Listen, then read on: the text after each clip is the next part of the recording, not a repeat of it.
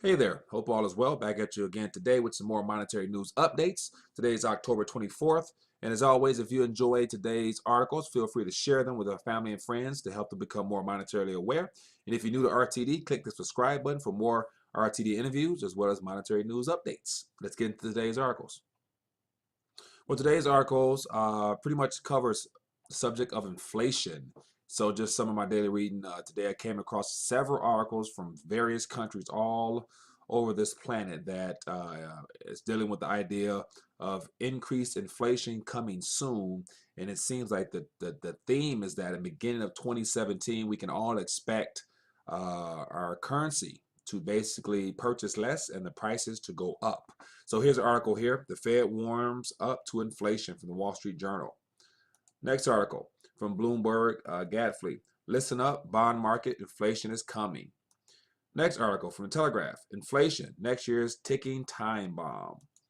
Mises Institute. 6 things to consider about inflation. CBC, Canada. Bank of Canada sticks with 2% inflation target for 5 more years. Right. Reuters. German inflation could exceed 1% at year-end, Bundesbank. And the last article here is from The Guardian. It says the Brexit economy, falling pound and rising inflation fuels fear of slowdown. So let's get into today's articles. So here's the first article from the Wall Street Journal. The Fed warms up to inflation. Prices are picking up and the Federal Reserve isn't likely to stand in their way. And so this has a lot to do stemming from Janet Yellen's comment on it probably being a good idea for the economy to run a little hot, meaning that for prices to pick up and things like that to stimulate this growth and recovery that they're still trying to stick with.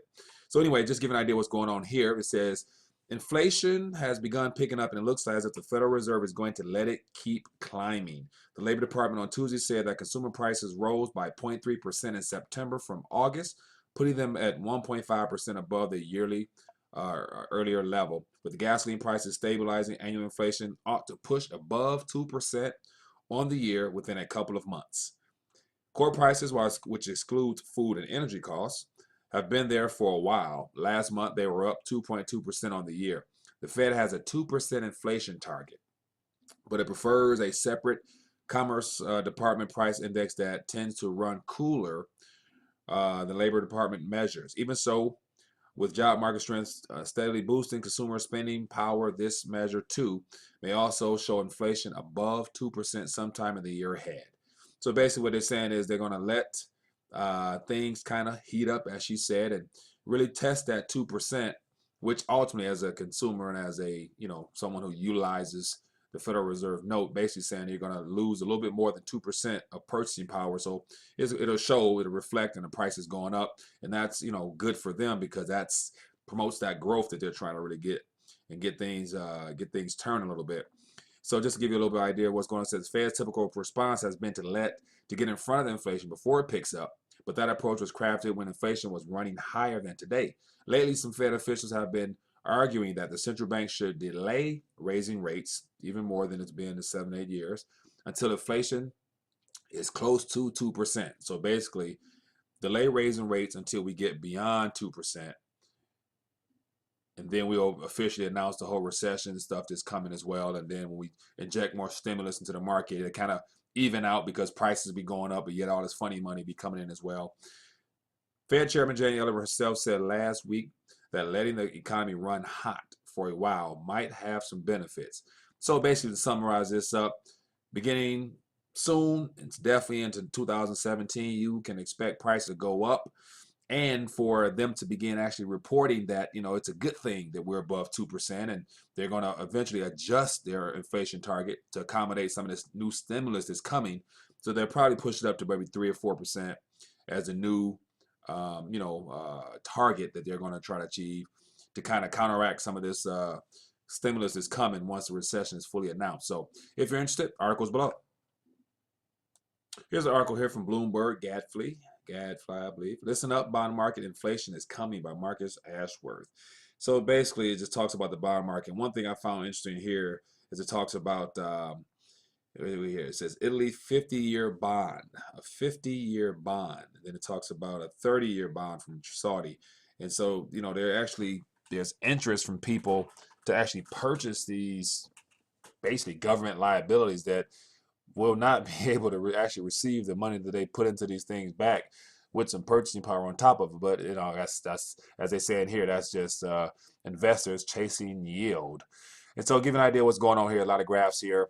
Talks about from Washington to Tokyo, the message is loud and clear. Unfortunately, a big swath of investors aren't listening. Central banks want steeper yield curves. They want inflation, and inflation is coming. Expect yields on long-term government bonds to rise relative to their shorter counterparts. The catalyst is likely to be a Federal Reserve rate rise in December. The street has spotted it, and so has relatively smart money. Morgan Stanley and Goldman Sachs both expect 10-year rates to rise. Investors like PIMCO, M&G, Legal in general have been reducing their duration, cutting their holdings off of longer dated bonds. The Goldman was warned that duration exposure is at an all-time high. Volatility doesn't seem to have got the memo. It's not around the lowest in almost 2 years. And then it gives you some charts here. Eerily calm. So where it's a mirror option volatility estimate where it's going down. Another graph here. Difference between a 2-year and a 10-year U.S. Treasury yield going down. So anyway, so interesting article here. It has a lot more stuff in regards to the idea that sovereign debt. People are trying to stay away from the long-term stuff because inflation will be picking up pretty soon, and it's not in your favor. So anyway, if you're interested, articles below. Here's an article from the Telegraph Business, and it says inflation next year's ticking time bomb. And it has to do with the idea that the pound is destroying its citizens' ability to purchase goods over long periods of time. And give you an idea what's going on here, it says the last time sterling fell off a cliff, we were in the midst of a global financial crisis from 2007-2008. The currency shock sent inflation shooting up 5.2% abruptly, squeezing on real living standards. On that occasion, the poor were at least protected. Benefits and in-work tax credits were indexed to inflation. Social cohesion was preserved. This time, the most vulnerable families will take the brunt as the cost of imported foods, clothes, and fuel suddenly jump. A parting gift of the last government was to freeze benefits for 11.5 million households until 2020. This is a political time bomb that will detonate next year when the inflation pass-through from imports bites in earnest. It threatens to poison the already fractious national debate unless steps are taken to mitigate the damage. Institute for Fiscal Studies estimates that the freeze was going to cut benefits by 4% even before the slide in sterling, but this will now be 6% based on the deteriorating picture for inflation. The poorest 8.3 million families will lose an average of 470 pounds a year by 2020, and many will suffer further losses from the effects of universal credit. The rise in the minimum wage will help some people, but beyond that, the only way to compensate those on benefits is to increase those benefits in line with inflation. So it's tragic, very tragic that standard of living will go down in Britain as the cost of living goes up, and with this freeze on benefits, it's going to really hurt, and it's going to show bad for their people there. So there's more information here if you're interested. Feel free to read it below. Here's an article from the Mises Institute, and it's 6 things to consider about inflation. And so that says, as an economic term, inflation is shorthand for inflation of the money supply. The general public, however, usually takes it to mean rising prices, which is not surprising since one of the common effects of an increasing in the money supply is higher prices. However, supporters of government policy often say if quantitative easing and its terrible twin, fractional reserve banking, are so awful, why have there been no inflation? Then he goes on to talk about 6 related factors to play into this. And number 1, we need to be clear about the terms we're using. Instead of talking about inflation in the loose sense as above, it is more accurate to speak of currency debasement, which is a real impact of fiat money creation by many means. Number 2, the above question overlooked the fact that measures used and processed are inherently unreliable. Decline in purchasing power is more evident when objectively measured by reference to an essential commodity such as oil rather than against the commodity consumer price index. The CPI purports to reflect the prices of ingredients selected by government statisticians, in what they consider to be a typical but notional basket of consumer goods and services. This basket, whose contents are varied periodically, results in an index that cannot be trusted as an objective barometer. Then the next one, number 3, newly created fiat money must go somewhere. And so it goes into the grasp of the receivers, the banks, financial institutions, government institutions, and urban money classes who at least needed it, widening the gap between the rich and the poor, thereby building asset bubbles in property, luxury cars, yachts, and the mere baubles that only very rich can afford to acquire. So never say there is no price inflation. It's just that those asset prices don't figure into the CPI statistics. Number 4, the European Central Zone is no slouch when it comes to money creation out of thin air, and banks within the Eurozone have therefore come to rely on its for survival. The solvency of southern EU countries is dependent on promises of limitless, thanks to Mario, whatever it takes, Draghi, the fiat money bailouts from the ECB. But until the next bailout arrives, governments of Europe will do their cohesive best to prop up these insolvent banks by any means, fair or foul. Number 5, in the same vein, you have no doubt heard reference to the helicopter money. This is a variant of QE, favored by certain politicians who talk blithely about the need for QE for the people. The idea is to bypass the treasury mandarins by dropping newly printed directly to the people via government spending so that they, rather than their already rich classes, can benefit from the bonanza and aid the economy by spending their newfound wealth. Number 6, the final point concerns the corrosive effect of the deliberate and utterly misguided suppression of interest rates, which, if they were allowed to find their own market level, would represent the time value of money, or what the private sector is prepared to pay for liquidity, either for spending now or for saving for the future. The suppression of interest rates is yet another desperate attempt to stimulate demand, hoping that it will lead to productive economic activity. So here's the 6 points that he has shared in regards to the idea of inflation and what's that mean and how it's tied into all this easy QE money printing and things like that. So interesting take. If you're interested in reading about it, it's below. Here's an article from CBC News on dealing with Canada. It says Bank of Canada sticks with 2% inflation target for 5 more years. Central bank to continue target inflation between 1 and 3% until 2012 at least. Yeah. The Bank of Canada and the Department of Finance have agreed to stick with the bank's inflation target strategy for 5 more years. In a release Monday, the Department of Finance said the central banks, which has had a policy of inflation targeting for the past 25 years, will keep doing so in its monetary policy decisions for at least the next 5 years.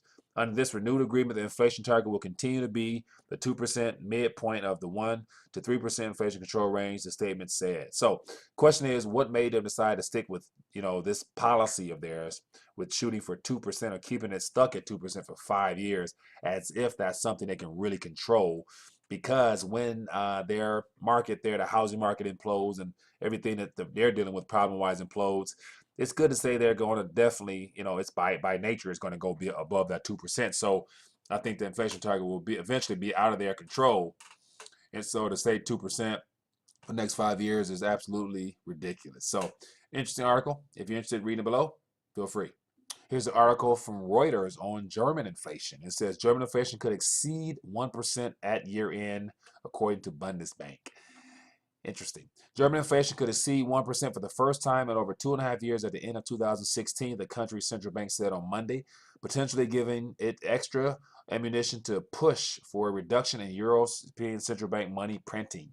A strong recovery in German inflation will likely give the Bundesbank president and ECB rate setter Jens Weidmann more scope to argue for a reduction in the ECB's bond buying or counterfeiting program at 1.7 trillion euro stimulus scheme that he has often criticized. According to current market expectations for the development of crude oil prices, the inflation rate at the end of 2016 could rise back to slightly above 1%.